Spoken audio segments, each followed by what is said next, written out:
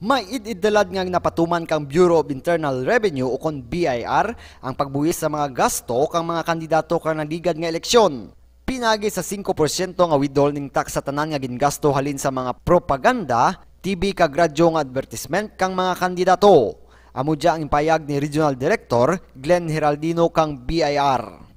So yung project na ibuto mo ni Commissioner is still ongoing. No? Actually, we're just waiting for the final list na ibibigay ng COMELEC of how much these candidates spend for the election time, and we will correspondingly collect the 5% withholding tax on their expenses. Yeah, remember that the deadline are given by the COMELEC is June 9. So after that, we will have to coordinate with the COMELEC to determine or to know how much they spend for that election time. Thank you. Actually, lahat naman, no, nanalo or talo, then the obligation to withhold is nandyan. So, kung nakapag-withhold naman siya, very good. No? We would sabihin, thank you very much. So, yung mga hindi pa nag-withhold or hindi naka-remit sa BIR for the withholding, then they have to do it before the deadline.